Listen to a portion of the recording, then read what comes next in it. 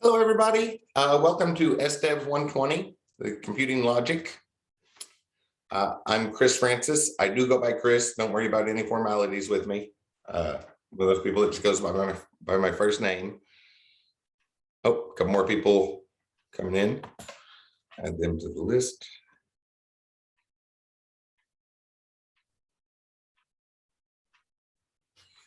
So this is computing logic, and it's a required course for pretty much all of the IT programs. There's different ways to kind of analyze what we go over in this course. The way I like to describe it is this is where we focus down on how we feed instructions into a machine. No matter where you're heading in IT, you're going to have to give instructions to a machine, which means algorithms. So that's what we're really studying in this course, is the development of algorithms. And to study that concept, we use programming. So this isn't necessarily a programming class. We're going to be doing a lot of programming, but that's one of the things I normally teach is software development. And there's a slightly different approach when it's being taught to the people that are their only plans for their entire working career are to sit and write programs versus IT people in general. And this is the IT people in general. So I like to describe it as this is the class where we learn how to feed instructions into a machine and how the machine processes through those instructions. So that's the thing that everybody heading into IT needs to be well aware of, that foundation level that the rest of our knowledge is going to build on top of. Let's see. I clicked join for somebody, but it looks like it's taking him a long time to come in the meeting. Hope things didn't freeze up. Oh, stuff changing. Okay, so first day, I'm kind of starting off slow, thinking more people are going to come in because, yeah, I still see some people joining. Maybe people have trouble finding the Zoom call and stuff. So this is a virtual class. I'm guessing that by this point, after the last 2 years, everybody has had a virtual class now of some sorts, right? I believe today marks the 2-year anniversary of when everything locked down to begin with. Y'all probably remember that, March 23rd, 2 years ago. So I'm assuming everybody's been on Zoom before and stuff. For a few semesters, I would go over a bunch of the basics, but if you have any questions, let me know, and I will be happy to help you get familiarized with Zoom. But I know at least the people here were able to all find the link and log on. Oh, there's the one that couldn't log on. Maybe it'll let him in this time. Okay, yeah, let him in this time.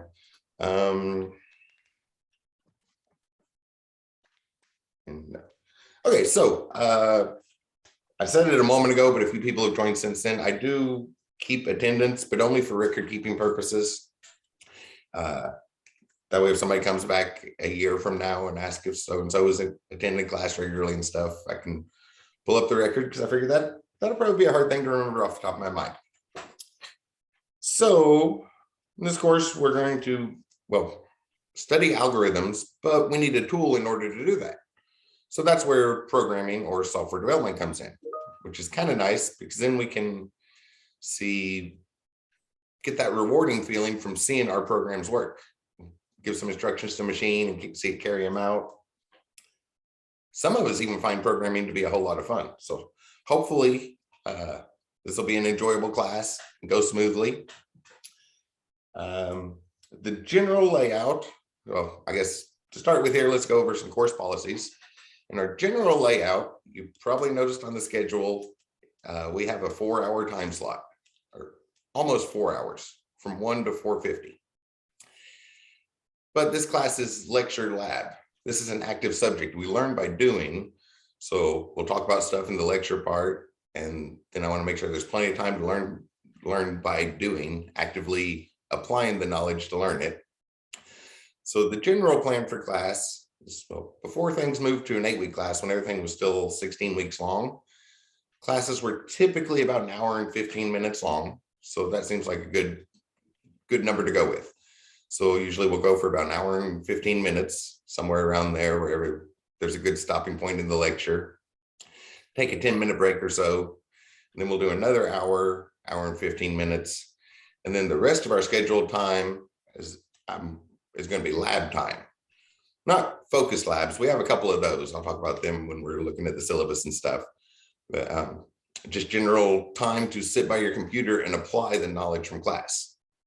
And during that time, from our time slot from 1 to 4:50, after we finish the lecture, I will be sitting right by my computer. The Zoom call will go, I'll go ahead and stop the Zoom call when we finish the lecture portion for the day. That way we get the recording. The recording will be ready very quickly. But after that, I just sit by my computer until the end of our scheduled time in case anybody has questions.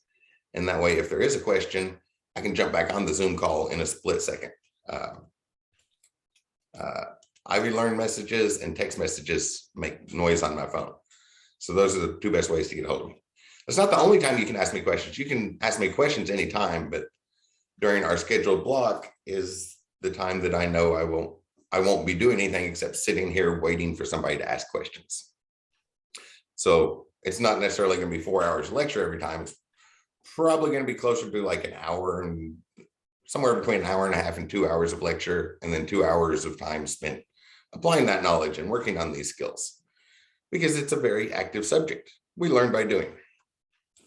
So I guess to start with, we'll get over some course policies and then jump into our content. And hopefully by the end of the day, we'll get to our first doing thing, because I'm sure y'all are probably anxious to get started, right? So before we look at the syllabus, does anybody have any questions?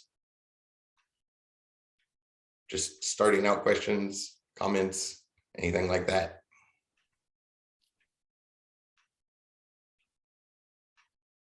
Okay, so I'm gonna go ahead and pull up the syllabus, and I see the names on the screen and the roster, but well, you can tell from my name, it says Christopher, but I think pretty much everybody in America knows if you see somebody with the name Christopher, answers to Chris, which I do go by my first name.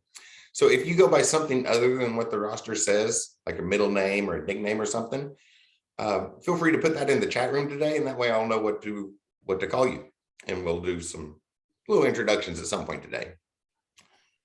I'll go ahead and look at the syllabus. I assume the silence there means no questions.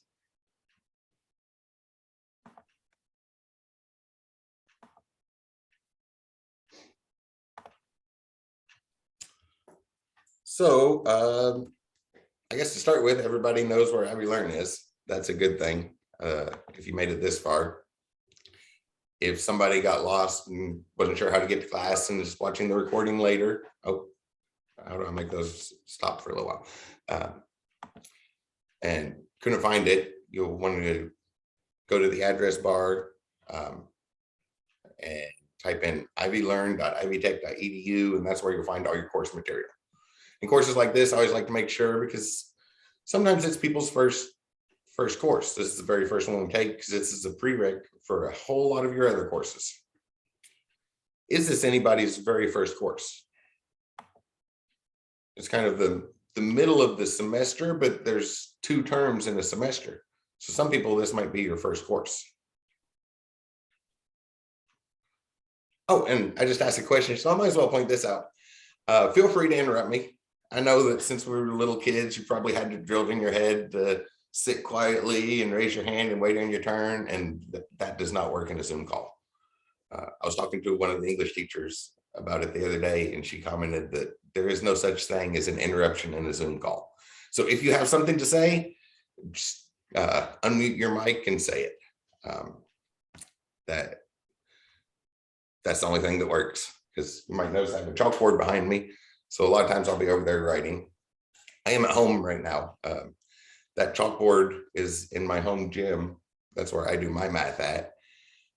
Have for years, and then when things moved virtual, the chalkboard came in very, very, very, very handy for the classes. So I'm able to give sort of the same lecture I do in the classroom. But our class is scheduled to be virtual, so we'll be meeting this way the entire time. I didn't have any plans for our class to be on campus, but I think there are rooms available if we need to at some point, but we can discuss that later. So starting off here, the normal place for college, all your college classes, you're going to see the syllabus has all the course policies and everything written out. So there's my contact information. Text messages are the best way to get a hold of me. Text messages and Ivy Learn messages. Here in Ivy Learn, if you come over to the inbox, which is basically just an email feature if you haven't seen it yet. Like an email, you'll compose a new email, only it's already filtered down to the people in this class. So you'll just select the course and then click this button. You'll see a list of only the people in the class that you can choose from to send a message to. And as you're probably well aware, in our modern world, there are lots and lots of things that want to send out notifications. So in order to sort of filter them down, the only two things that make noise on my phone whenever during the semester is a text message and the Ivy Learn inbox. So those are the quickest ways to get a hold of me. So come back over to the syllabus here. So there's my contact hours.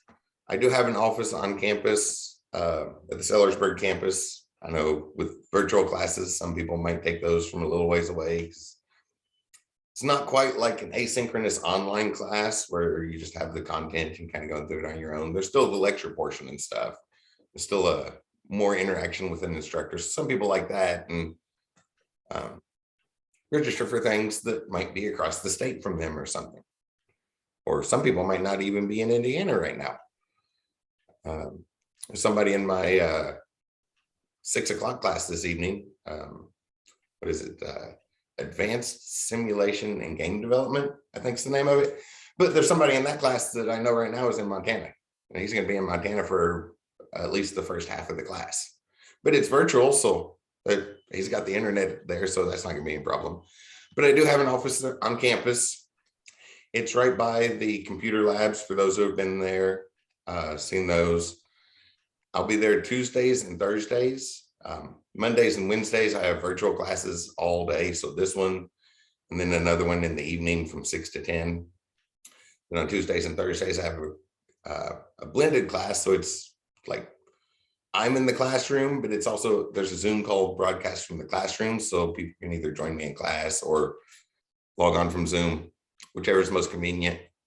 And with $5 gallon gas, the Zoom is probably a whole lot more convenient. During my office hours, I also try to log on to a Zoom room there. Sometimes I'm in other meetings and you can only be on one Zoom call at a time. So I may not be able to log into the Zoom call from my office, but I try to. And I also have office hours on Sunday, because over the years, I've found that most people tend to do their homework on Sunday afternoon. So being available to answer questions on a Tuesday morning isn't necessarily the best time for when people are going to have those questions. So on Sunday afternoons from 4 to 5, which is a virtual thing, just like our class, I'll be in the Zoom room and also the chat room here. I used to always do it from the chat room. You'll see in Ivy Learn, there's a chat room. It's nothing fancy about this one, just type and hit enter.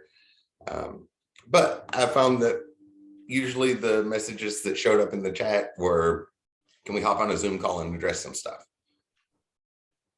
So started doing the Zoom call as well.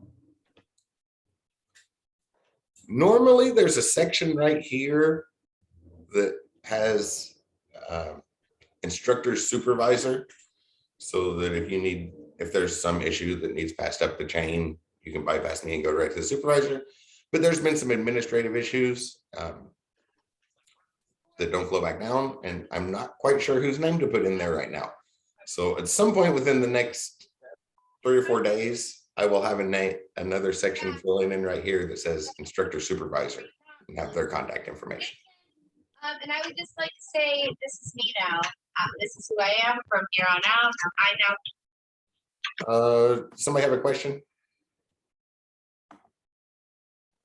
Heard something. Yeah, it was somebody's Zoom. It was they forgot to mute, which was Okay. happened to Probably me muted once. now. I guess I'll give it a That second. person is muted now. It wasn't me, but Okay. Thank you. Yeah, I just heard something. I couldn't tell who it was, and I don't recognize anybody's voices yet. So the syllabus has all the course policies you all can read. I'll just hit some key points here.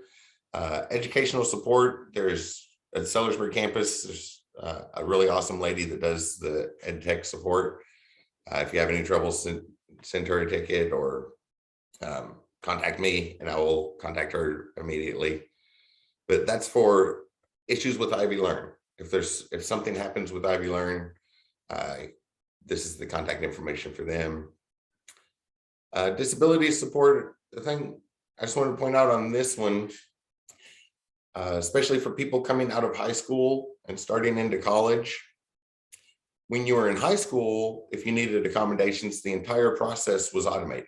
Right? They had all your information and they went ahead and filled out the paperwork and did all that stuff automatically for you.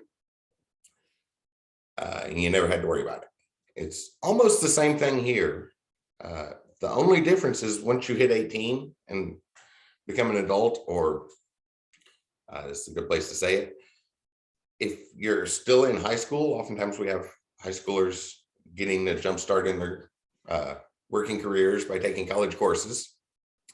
That's been going on for decades. I took a college course when I was in high school over 25 years ago. So not necessarily a new thing. So it's a common thing. But if you're in high school and I don't draw that line at your 18th, at the 18th birthday. If you're in a college course, I'm going to treat you as an adult, expect you to act as an adult, and just all around consider you an adult. So, but that's the point along with disability services. Once you pass from high school as a minor into college, anything regarding disabilities technically becomes private information.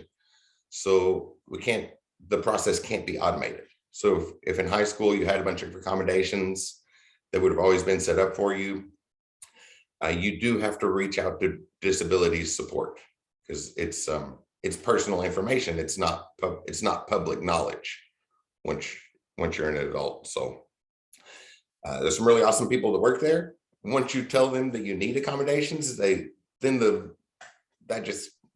it all just flows right in place.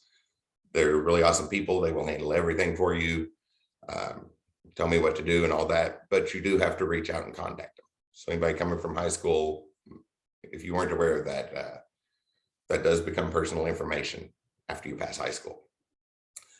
Some other stuff, Learning Commons. This is where you will find tutoring. I'm in there a couple days a week, Tuesday and Thursday afternoon. After my office hours, I go down and tutor for a couple hours. I was there on campus. The front side of the building, like nearest the interstate, as you're driving down I-65, you see the big room there at the front of the campus with great big windows facing the interstate. It used to be a library. It's being remodeled. I'm calling it the Learning Commons now, and it has a whole bunch of different things. But that's where you'll find tutoring if you need help. And there is help for this class in there. Might as well point at the schedule while I'm here. I guess at some point, probably this morning, you would have received an email about the tutoring in there, and it would have this link here. I will provide this link if you don't have it yet, but I'll have the schedule block set up in 30-minute blocks, and everything's color coded. So any place there's light blue on the schedule. So here's me tomorrow afternoon. That is IT help, and everybody that's in there for IT help can help with this class. So there is help available if you need it here. There's also tutor.com, which Ivy Tech is partnered with them, and everybody gets, I think, 15 hours of tutoring through tutor.com. And check with them as well. Ivy Life has clubs and things like that, and I'm gonna talk about clubs in a little while, so we'll come back to that. Y'all can kind of read a lot of this stuff. This one I always like to pause and look at. So this, I guess, department, they've consolidated a lot of things called Ivy Cares. And sort of general help. There's a counselor at campus, because everybody get, you know, sometimes we get overwhelmed, might need somebody to talk to. So there is a staff counselor there at campus, somebody to talk to. But this link right here, the Ivy Assist, is ivyassist.auntbertha.com. From time to time, everybody needs a little bit of help. And there's help available in our society, lots of help available. But sometimes just finding out if that help is available can be a challenge, or finding out where you apply for it can, digging through doing mountains of research just to find the application to turn in can be a chore.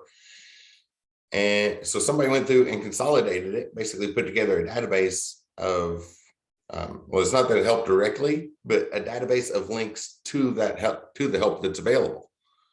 So a consolidated place to go look and see if there's help available.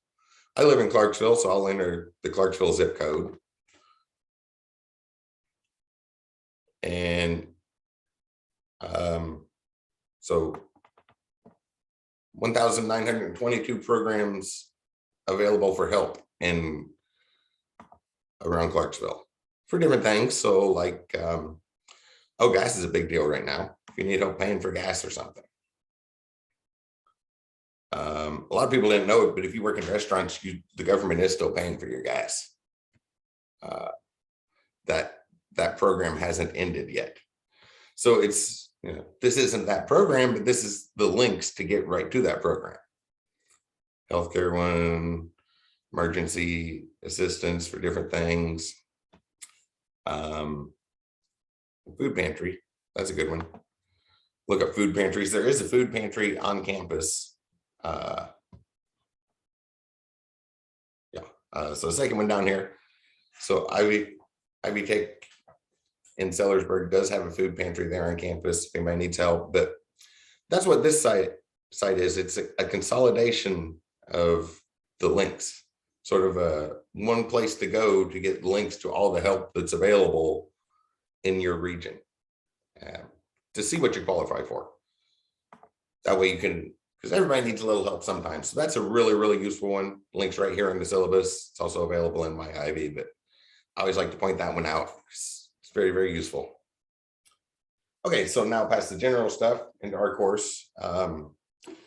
There's the textbook for the course. I'm old, I like paper books. There's some advantages to paper books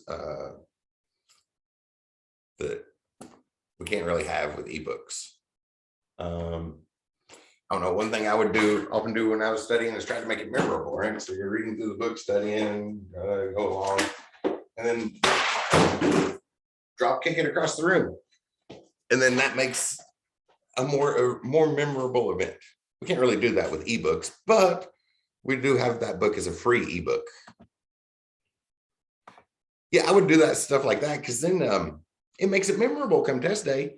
You know, reading through the stuff and like, oh yeah, this is when I tried to kick a field goal with the textbook, or this is where I got up off the couch and threw the textbook towards the bathroom door like I was going to flush it or something, and have those extra little memorable things to help recall the information. But a much cheaper version is we do have the option on Cengage Unlimited Dashboard. We'll have the text, has the ebook version. You should have access to it. Actually, we don't want to go in this way. After the first time you access it, you're going this way. And then on the list, it's somewhere on here. I kicked the book across the room. So this one.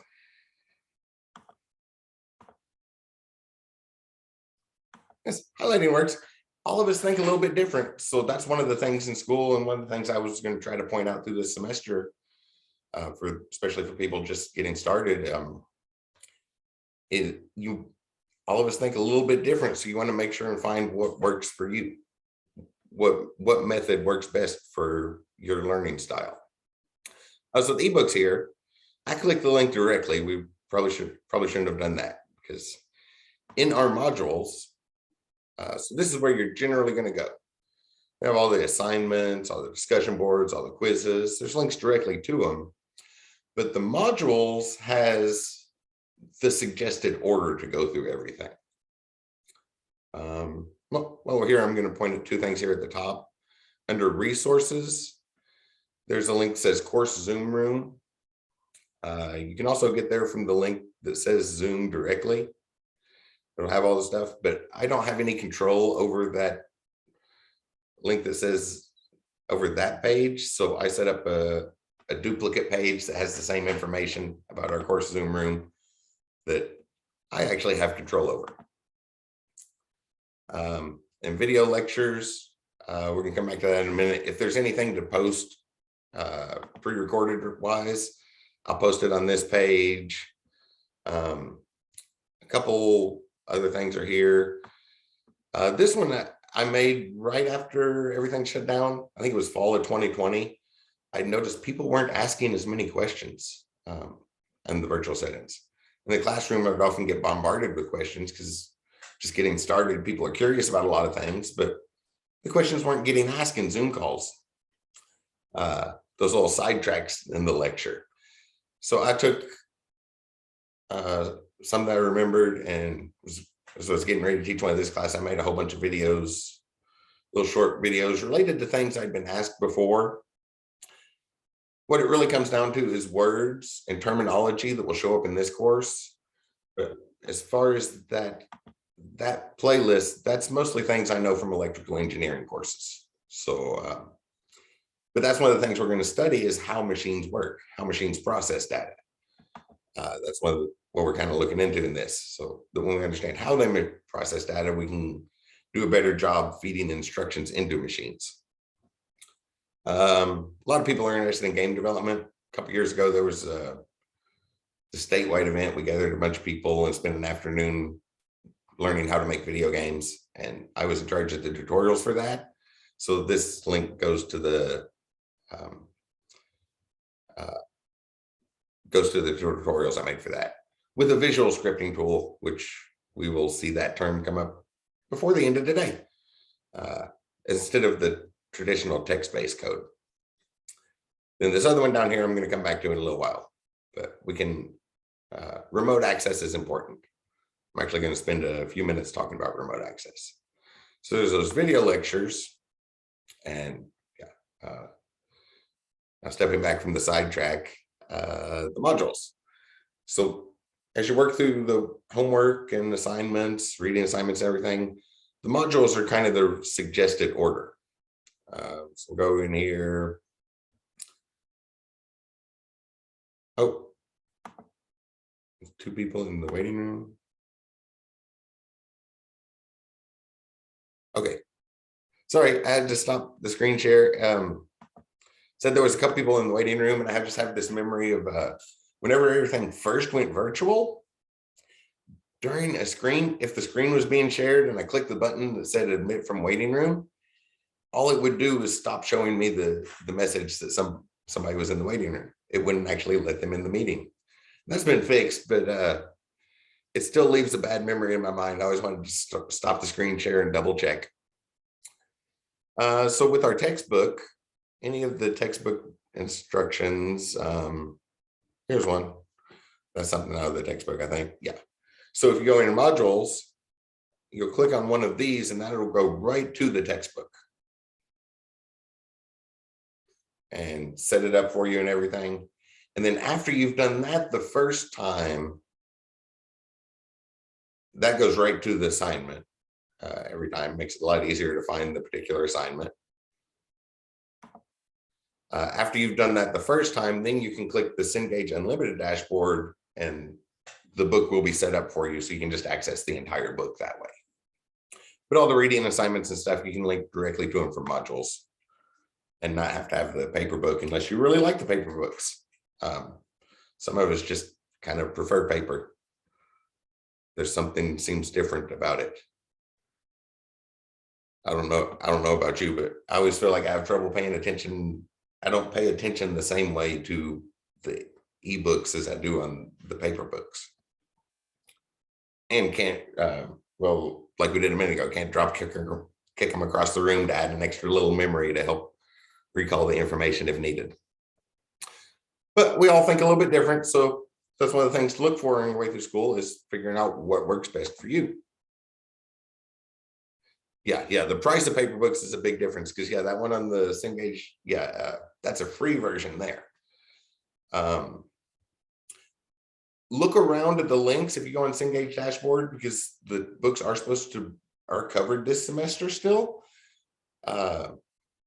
So if they're like instructors traditionally get free textbooks for the classes they're teaching, but to get that copy of the book there on Cengage dashboard, I just clicked a button that said request a paper copy. And it didn't ask me if I was an instructor or anything.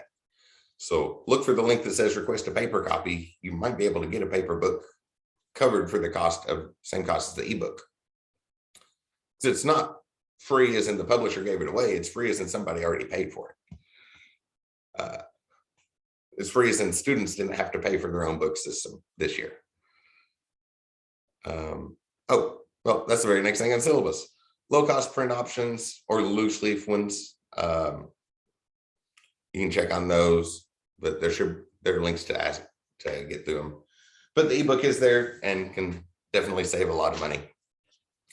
So here's our course outline of record for the course, what it is, what we're going to be studying. And I always like to pause here and point this out. Every course you take at Ivy Tech will have this section.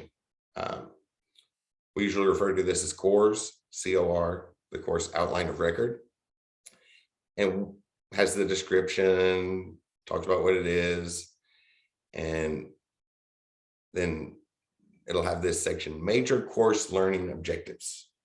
Right?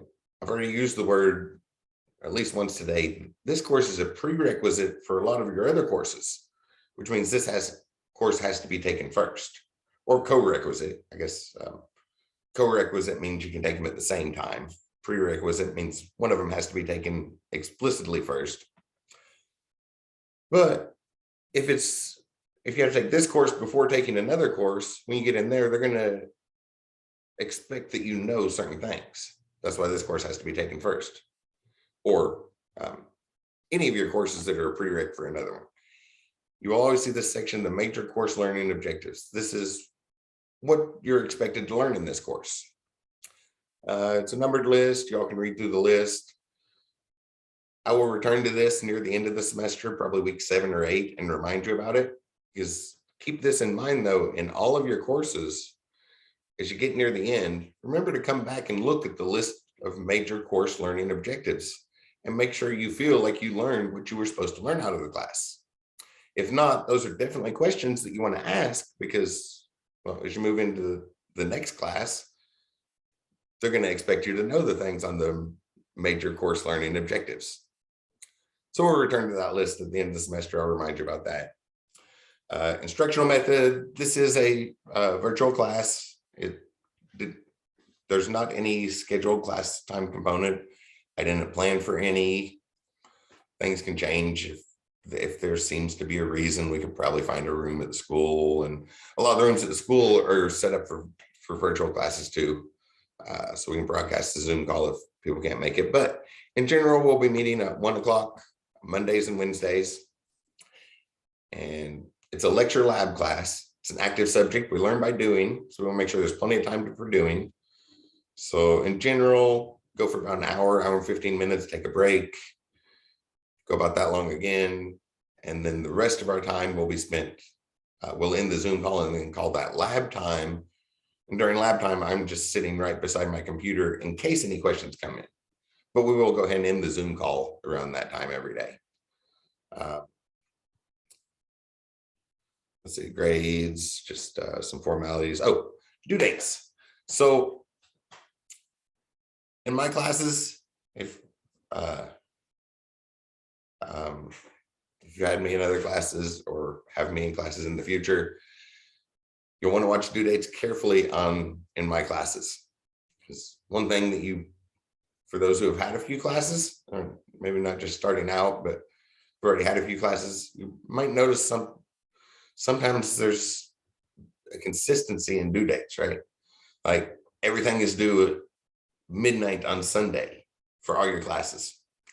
And I just don't feel that that's very good practice for the real world. So I changed it up a little. One thing that I always did is, well, our schedule is different, right? We're started on a Wednesday. So we have a Wednesday to Tuesday schedule. So it fits really nicely with something I always did. But I remember on my way through classes, we'd have schedules like that, things like that. Like homework was due on Sunday at midnight. And I remember having big question show up once and emailed the instructor and was told to ask in class. But class wasn't till Monday and homework was due on Sunday. And in that class, I couldn't turn in late homework. So there was no way to answer the question. And that bothered me to no end. So since I started teaching, that's something I've always made sure of, is that there is time to ask a question before the homework is due. So I always push things back to like after class dates. But it works really nice that we're on a Wednesday to Tuesday schedule, because the homework will be due. So we started module 1 just a few minutes ago, Wednesday at 1 o'clock.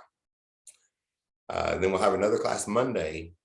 And then module 2 will start next Wednesday at 1 o'clock. So we have a class day, a weekend, and then the class day to get everything done and ask questions before the homework's due. I know most people are going to work on homework over the weekend because that's when most of us have time, or probably have the most time to work on homework. So you can work on homework through the weekend, and then on Monday's class is a great time to ask questions about it. So things are due right before class. Notice it's not midnight. The homework is due at 12:59. Our class starts at 1 o'clock. So the homework is due a minute before module 2 starts for the module 1 homework. That's the general policy. The exception is obviously the last week, because we end on a Tuesday. The semester ends at 11:59 on Tuesday, May 17th.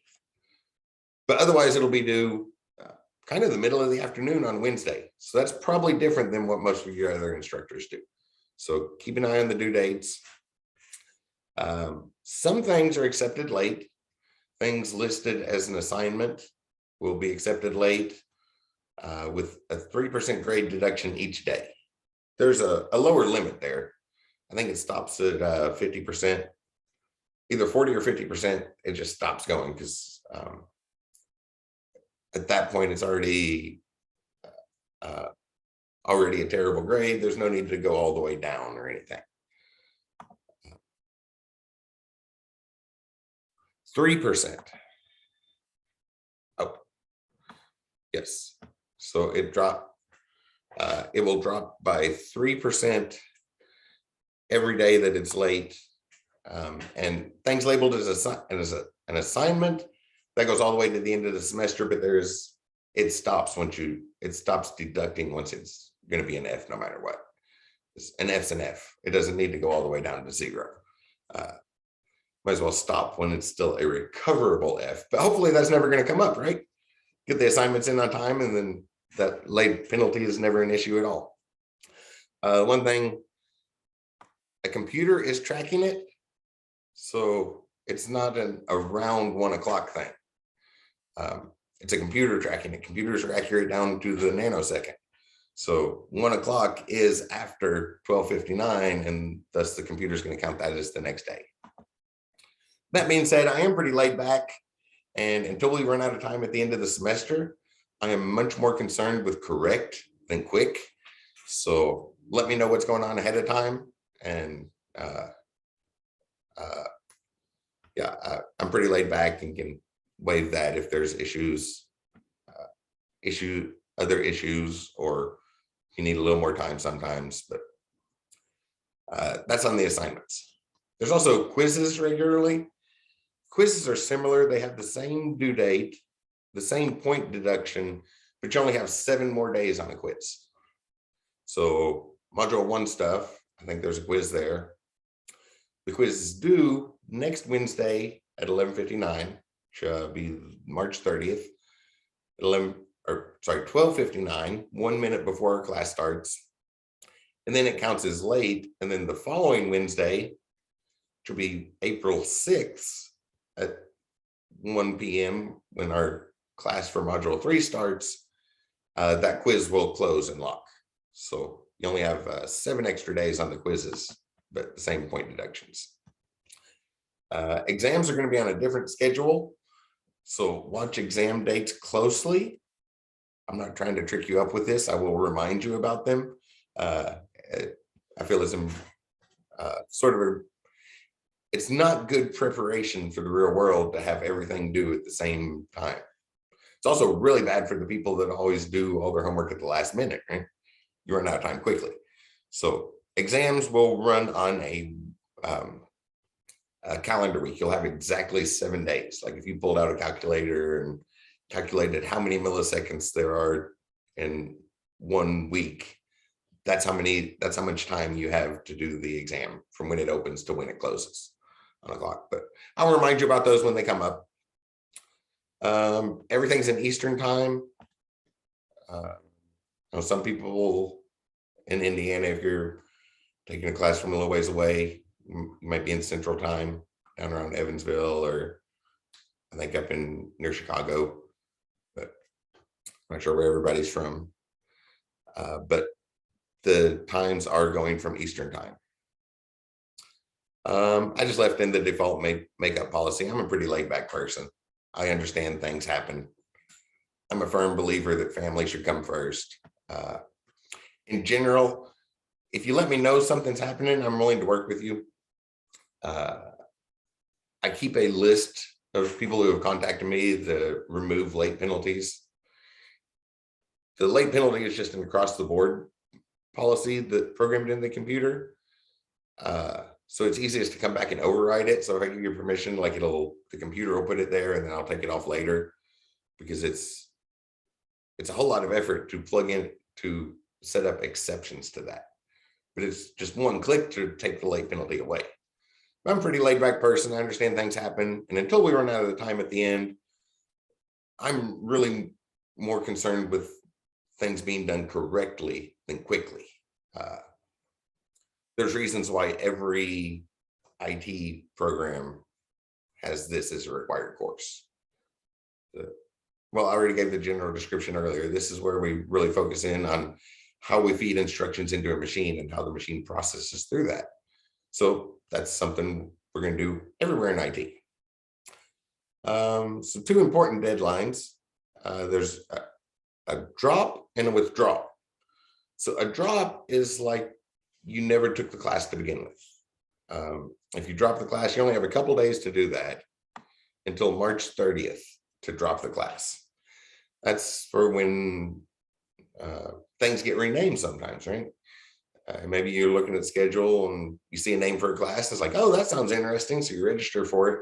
And you show up the first day and it's like, oh, wait, I already had this. They changed the name of it. You don't need to take it again. So you drop it and it doesn't show up on your transcript or anything. It's like you never registered for it to begin with. But you only have a couple days to do that. This doesn't apply to anybody here today, but if I haven't heard from anybody by March, the day following your drop date, I'll submit names to registers of people I never heard from. And it's like, yeah, I don't think they're in the class. And then they'll go ahead and be dropped from class. A withdrawal is a little bit different. Withdrawal, you have almost to the end of the semester. And whenever you're not going to be able to finish a class. Sometimes life will throw us some curveballs and and really mess up our plans, right? And you don't want your transcript to show that you failed a class, so you can withdraw from it, and it puts a W on your transcript. But when you come back and take and finish the class later, that gets replaced. So that's a little bit different. You have until May 3rd to do that. And between these two dates, the amount of money that you get back changes, right? You pay the tuition bill to start the class, and up through March 30th, that drop date, you can get all that money back. But then every day after that, the amount of the refund gets smaller. So you get a smaller and smaller and smaller percentage of the tuition back as a refund until May 3rd, which is like the day after there's no refund. It hits 0% refund. So yeah, those couple dates, just in case it matters, but hopefully it's not going to matter. Right? Hopefully this is going to be a fun class, exciting class. Some of us really do enjoy programming. I feel like when I write a program and see it running, I get the same feeling as when I write a song or paint a picture. That creative, artistic aspect in my nature, it seems appealing there. Or we looked at those videos earlier, some little tutorials that I've made on game development stuff. And when I program games, I feel like I have as much fun programming a game as people have playing it. I enjoy that part more. It's like a puzzle in itself, almost like a sort of a game. So it can be a really enjoyable subject, but what we're actually looking at here is algorithms, the steps we take in order to achieve a goal, the step-by-step process we go through. Yeah, the whole semester is about that. So we'll talk about algorithms a lot. That's what we're really studying. And then the programming is just the tool that we use to study that and to actually see something happening. So you get that rewarding feeling when you see your algorithm do something on the computer instead of just be typed up on a Word document or something. Some other notes. A school's a professional setting. Act professionally to your classmates and all that. That should go without saying. I left the default statement in here. The school policy for instructors is to respond within 36 hours. I just left that in there. If you don't hear from me in 12 hours, something bad might have happened. Really, if you don't hear from me in 4 or 5 hours, something bad might have happened. I'm one of those people, I believe I mentioned earlier, text messages and Ivy Learn messages are a few things that make noise on my phone. But I'm one of those people that checks my email 20 times a day, maybe more. So I'll usually get back to you pretty quickly. There is an official channel for communication. That's the Ivy Learn inbox, pointed to that earlier. It's basically an email system that's already filtered down to only communicate with people in our class here. There's a lot of notifications for Ivy Learn. You can set up notifications. It looks like we're coming out of winter storm issues season, but now comes springtime pop-up thunderstorm issues. So one note along with that is, since this is a virtual class, I'm broadcasting from home. If my power ever goes out, I will immediately pull out my phone and log back into Zoom from my phone. So as quickly as I can get logged into Zoom on my phone, I will be back on the meeting if my power ever goes out. If your power goes out, just come back in when you can, and everything's being recorded so you can check it out later. And I do try to speak slowly and clearly for the videos from when they're recording. So if you're just going back to double check things from the lecture, I try to speak slowly and clearly for the recordings. However, I do drink an entire Mountain Dew right before every lecture. So that Mountain Dew might have a bit of effect on speaking slowly and clearly, especially at first. You can set up notifications if you haven't yet. It's under your profile in Ivy Learn. You can go to your profile picture, and under notifications, just choose how they're coming in. Then some other links there you might want to set up. Put a picture on there, say a couple words about yourself. But it's fairly straightforward. You can set up multiple devices. Under settings, you can add another device, your phone or a different email account. And then the calendar comes in at a regular scheduled time once a week. The bell comes in immediately. There's a clock for once a day. Yeah, then I guess they changed it. It used to be a clock, but now it looks like one date on a calendar. Comes in once a day. You can choose which ones you get, which ones you don't. And similarly on My Ivy, there's notifications for weather alerts and things.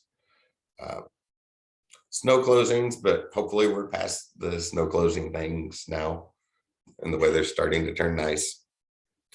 But there still could be power outage issues or something. So it's good to get those notifications, especially if it's something you would drive to campus for, is that that's a long drive, especially if you drive there in stormy weather and only to find out the power's out. And well, in our modern society, we can't do much without electricity flowing. Oh, looks like I made a copy and paste error.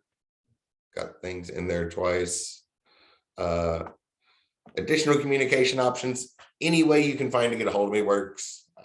I mentioned what the fastest ways are, as well as the official way, which is one of the fastest ways to get a hold of me. But any way you can get a message to me works. One thing I do try to make note of is there is an official communication channel. So for record keeping purposes, even if you find another way is faster, a repeat of that communication in the official record keeping channel is a nice thing to have.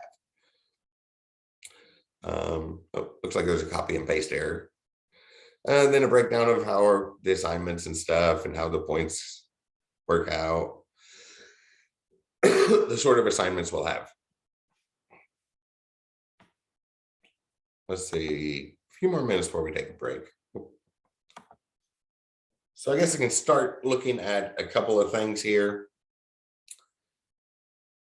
I'll go ahead. So like I said, modules is where you're going to go. That's the recommended order to work through the assignments and stuff in. Right? It'll tell you what the reading assignment is before you get to the quiz on it, so you aren't taken by surprise. Things will go right in order. Some stuff out of the textbook. There's some setup. We're going to be using 2 different pieces of software here. It's 20 minutes, so we'll probably look at the first one after our break. Well, I guess we could go ahead and look at it. There's enough time to take our first look at it. Then there's an essay assignment due by the end of the semester. I put it in module 1. It's just due by the end of the semester. I'll start here. So where this comes from is, I'll let you know the background on this. I guess it was about 3 years ago. The VP for the School of IT and for all of Ivy Tech all the way across Indiana, she was down our direction and met with a bunch of local businesses. And then afterwards, she came to campus and met with the instructors and deans and chairs and a few other people. But one of the things that she commented on that day is that when she was talking to the businesses, she said one of them mentioned recently they had to turn away people from 4-year programs because their knowledge was 6 years old or longer. Right? Classroom settings, and things like textbooks and all this stuff on Ivy Learn. It takes a while to set those up and get the plans together. But technology moves quick, right? And well, she talked to these business people. They said they were turning people away from 4-year schools because their knowledge was 6 years old, and several others agreed with them. And an hour or so later, when she told me that story, I immediately thought, oh, that's an easy thing to fix. So one of the assignments I give out in every class that I teach anymore is a short report on new technology. Just find 3 new interesting technologies from the last 6 months or so and write a short report on them. A paragraph or 2 each, 1 to 2 pages. But I'm also always looking for modern things. That general write-up I just described, that's an essay. Essays haven't changed since before computers were invented. We can do much better. So there's also some alternative formats. One of them being a video submission. Right? It's a report, so you do it like a news report. Here in Ivy Learn, which is a customized Canvas product. That's, if you hear those 2 different words, Canvas is the software, and Ivy Tech customized a version of Canvas for our school. But there's this thing, Canvas Studio has really nice screen capture software. Webcast-O-Matic, which there's a free version and a paid-for version. The paid-for version is a whole lot nicer than the free version, and the free version is pretty good, but it's the paid-for version, so really nice screen capture software. So instead of writing a report like an essay or newspaper might be a good example, you could make a video and show yourself working with that new technology, or something more like a news report style on it, something that would be a little bit more modern.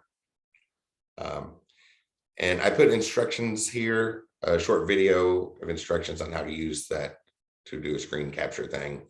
It's really easy, and you can submit the videos right from there. You don't have to download them and adjust them and then edit them and bring them back up. The video stuff is right there. Or you could do a blog. That's that strikes me as something much more modern than, especially for a report. If it was like a formal essay where there's a thesis, you're making a point and all kinds of stuff, that's one thing, but this is just a report on new technology, so that would go nicely in a blog. The video I have here is from when I taught a IVYT 115 course a year or 2 ago. Instead of a journal, I had them do a blog, and we just use Google Sites. So it's walking through setting that up, but yeah, any place you want to set up a blog, if you have another one in mind, or if you can never set up a blog, that's not a bad thing to mess around with. Right? We learn by doing, so it's something you can give a try to. Some modern formats, but it'll address that issue to make sure we're up to date, or at least we know how to stay up to date. And that's important in any field, not necessarily technology. In any field, we want to stay up to date on it. It's just really important in technology because that moves quick in our world. And academia moves slow. So there's that. So if we're in an academic setting studying technology, there's that discrepancy that we need to adjust for and make sure that we're learning all the information, but also up to date on what the field is doing. That's just something to do by the end of the semester. Just make sure you can keep up on stuff. That's the other thing, is the quick version of what. So we'll be doing some programming. You'll notice there's 2 things here, Raptor and Python. So Raptor is sort of a visual scripting tool. We're going to talk about it more here in a little while, but basically we put together a flow chart so that stuff happens. We can make decisions. We'll be looking at this a lot. So let's say X is bigger than 4. So we can make decisions and stuff. We'll store some data, then look at that data for comparison. Is it bigger than 4? So we'll go this way through our flow chart. If not, we can go this way. And we build up a flow chart. And then you'll see there's a run button, so we can run that code. This one will run. We're going to look at that after the break. That's one of the, hopefully we'll get to that today. So that's one of the softwares we're going to be using. That's the main one I'm going to focus on because we're looking at algorithms here, right? The people taking this course, not everybody in here is heading down a software development pathway. So that's what we'll be focusing on the most, learning to put together algorithms. So you'll want to get that software installed. I don't need to say that. There's some instructions here for doing that somewhere. Oh, there it is. My mouse was right beside it. The video and kind of a first walkthrough thing. We're going to do that in class because I'm hoping to do our first assignment there by the end of the day. You can see that. You'll notice there's special instructions for Chrome OS and Mac OS. So Raptor is Windows specific. So real quick before we take a break, one thing I wanted to point out is if you're on a Chromebook or a MacBook, you might have a little bit of trouble with Raptor. I've seen people get it to work. I've got it to work, but it was a little complicated. A better alternative is at the school. We have computer labs up at school, and we can access them remotely. That's one thing about IT. Everybody in here is at least going somewhere in IT, in the IT field. So really the only thing the IT guy needs to be on site for is to plug in loose cables. Pretty much everything else can be handled remotely. So the very least, even if you get Raptor running and stuff, you might still want to try this just to familiarize yourself with remote access. But the computers in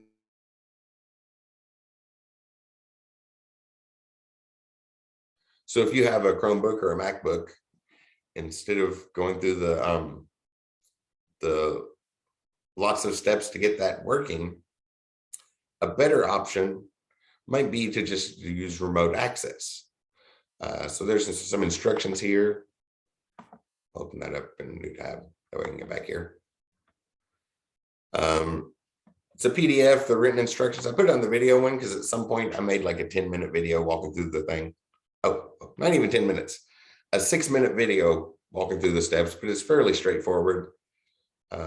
Just click this link right here, or well, I guess I have to copy and paste it, and Alt-D and paste. I don't need that now. And you'll get to this site. Beyond Trust is the remote access software the school chose to use. So when you get here, your instinct is probably to type in your school username and password, but you don't want to do that. You want to use the SAML authentication and let all the verification happen in the background. Particular because when I click that, oh, it didn't go to it. I tried to sign out so it would go to it. When you click that for the first time, it will go to the Ivy Tech login page. That one y'all have surely seen a couple times by now, right? The green page with a box in the middle where you enter your username and go to the next one. So we want to make sure and use that. So make sure you click that link for the SAML authentication. And you'll go here. And these two labs, Sellersburg GRE 158 and GRE 162A, those are the two School of IT labs up on campus. 158 is the open lab and 162A is the secured lab. So should be the same computers in both of them. And half of the computers in the lab are kind of shut down. Or they're not shut down, they're on, but the monitor has been disconnected and there's a piece of paper on every other computer saying use the next one. So they're set for remote access. So you'll just choose one of our labs, 158 or 162, and make sure it says the computer's on. So it looks like all of them are on. Nobody's been on this one since this morning. That was probably me going through these steps this morning. When you click that, you'll notice that it looks, well, we see the Windows login screen. And this is where we want to this is where you want to practice that. Yeah, that message says you need to set up an account. The guest account's only going to be here for a week or so.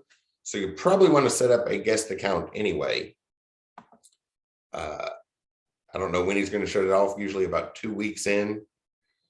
So by the end of next week, he'll probably turn off the guest account. So you'll need to set up your own account, because our labs, the 158 and the 162 labs, they're not on the Ivy Tech network. We have our own network separate from Ivy Tech. That way we can do different things like run software that this isn't approved for the Ivy Tech network, or for the networking and hacking classes. We have full admin access to do stuff on the computers. So the guest account, the information is right here. SOIT guest for the username.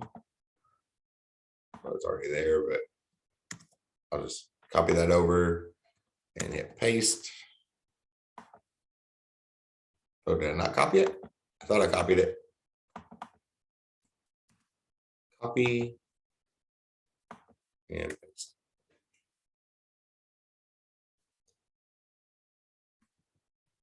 Okay, I don't know why that's not paste.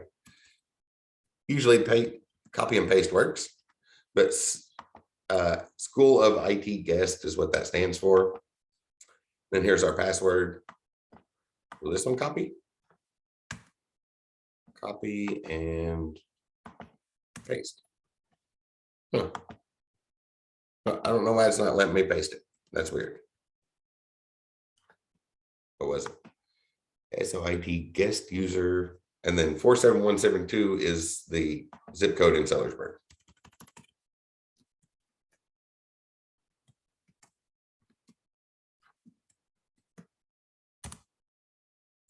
Whenever you come in here, it's just like logging onto another computer. There are some things that you'll want to watch out for that are slightly different, like keyboard shortcuts. We're accessing it through a browser, so the keyboard shortcuts go for our local browser first. I guess I can show that if I open a browser here.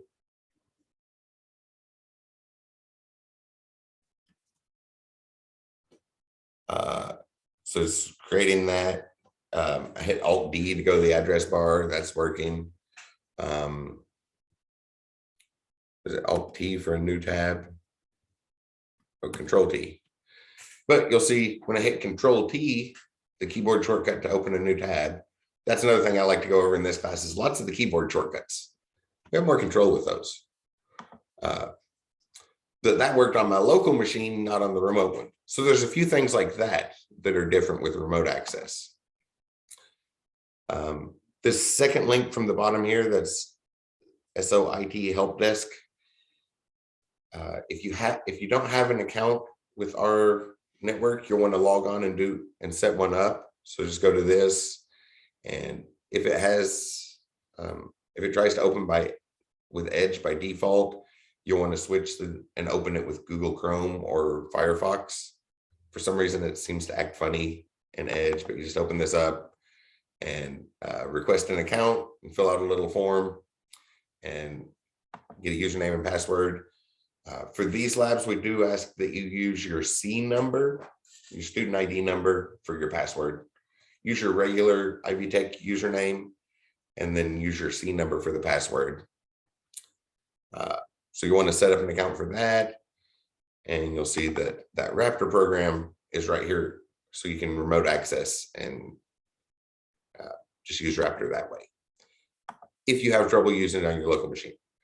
One thing to do though, make sure you do something with that file first. I'm not sure what all classes are running in these labs this semester, but some of the classes, depending on if classes that could mess something up, like the ethical hacking classes, or a couple of the in-depth networking classes where they really need to go in and dissect stuff on the computer, basically, to make that a little bit safer, he freezes the lab computers are frozen. So that once you log off and log back on, it's a brand new setup. So it's if you save the file locally and then log off, it might be gone if the computer's frozen. So make sure you do something with it. You should have a Drive account, Google Drive account with your Ivy Tech email, or you can jump on a browser and submit it here, or email it to yourself, or do something to make sure you get the files if you come in and work that way. Then when you're done, just kind of sign out like normal. And then up here in the corner, there's a log out for the connection to the computer. So that way it's open back up for somebody else to log on to.